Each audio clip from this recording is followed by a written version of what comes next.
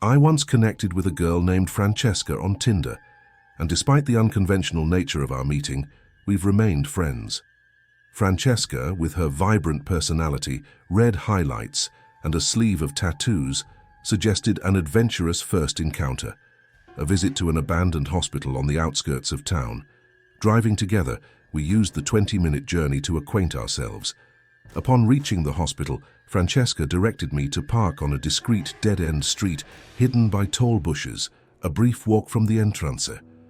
Venturing inside through a broken window to the basement, the eerie ambiance didn't deter our exploration. Navigating through the darkened corridors, Francesca's loud voice made me uneasy, fearing detection. A mysterious sound down the corridor heightened our anxiety, prompting us to turn off our flashlights. A sudden bang, closer this time, sent us scrambling back to the stairway, where we ran up to higher levels. Francesca assured me that police rarely patrolled the area, suggesting it might be other explorers. Strangely, we heard sounds from the stairwell we had just vacated, indicating someone was following. We hastily maneuvered through the labyrinthine structure, my anxiety escalating. Reaching a rooftop, our brief respite was disrupted by an ominous feeling of being pursued. Despite Francesca's familiarity with the location, tension lingered. A sound from below prompted us to shine our flashlights, revealing a man in his 40s, clad in black, beckoning us to come down. Uncertain of his intentions, we cautiously retreated, walking along precarious wooden planks.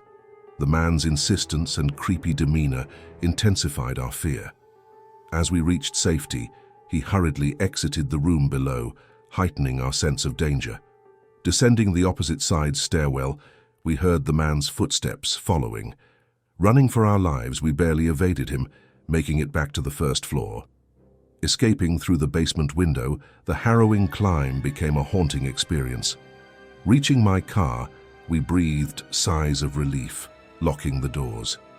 The ordeal created an instant bond, and after a Wendy's stop to collect our thoughts, I dropped Francesca off. Though our romantic involvement was brief, our friendship endured, with neither of us daring to return to that hospital again. 3 years ago, I contracted bacterial meningitis while residing in South Florida. There wasn't any reported outbreak at the time, making it unclear how I caught it or from whom. The symptoms were severe, including painful headaches, confusion, sleepiness, nausea, and loss of appetite.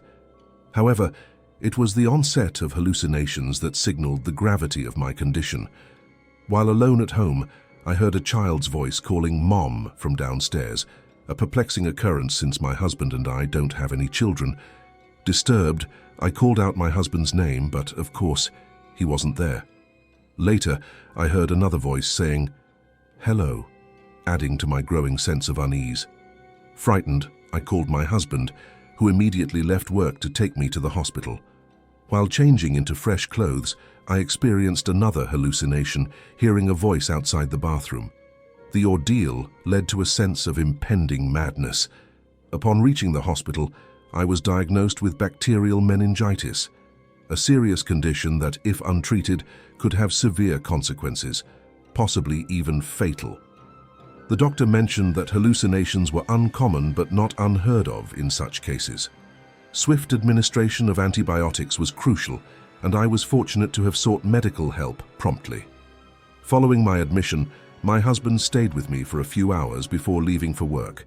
As I drifted off to sleep, I had a vivid dream involving my toxic ex-husband, who spoke malevolently about my current husband.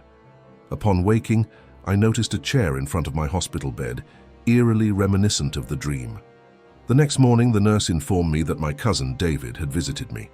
Bewildered, I explained that I had no cousins in the state. Concerned, the nurse consulted a doctor, who attributed the vivid experience to antibiotic-induced delirium.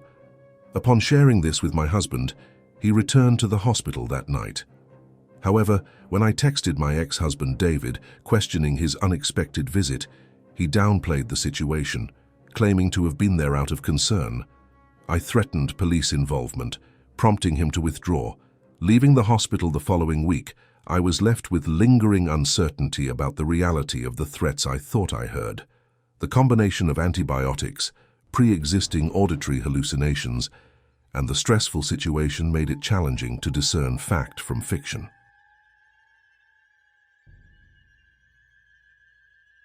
I've had a diverse nursing career, working in various hospitals and facilities. Before my current position, I spent time at a geriatric hospital just 30 minutes from my home. Although I was accustomed to working with older patients, an unsettling experience during one of my shifts left a lasting impact. This particular night, which happened to be my second to last shift at the hospital, I was assigned to the Alzheimer's ward during the graveyard shift. Running on minimal sleep, the night began uneventfully. The patients in the ward, particularly Lena, were fond of my presence, appreciating the connection to the present that I provided. Lena, however, was more restless than the others, constantly sharing her experiences of hearing voices and seeing a man dressed in black in the corner of her room. As the night progressed, her fear escalated, and she frequently called me into her room for reassurance. Despite my attempts to calm her, the unsettling nature of her claims began to affect me. During a quiet moment in the linen room, I heard inexplicable noises and felt a hand on my shoulder. Startled, I screamed, but there was no one in the room. Confused and shaken, I resumed my duties, only to encounter a man dressed in black smiling outside the glass door moments later. My screams alerted the entire ward, but when my fellow nurse arrived, there was no trace of the mysterious figure. Lena, now awake, spoke of the voices and, unbeknownst to her, my screams. When questioned about the man in black, she confirmed the details, sending shivers down my spine. I was moved to a different ward that night, and my subsequent shift was cut short as the experience had left me deeply disturbed. Despite seeking reassurance from my colleagues, there was no evidence of anyone matching the description in the ward. I contacted the head nurse the following day, expressing my trauma and deciding to make my upcoming shift my last.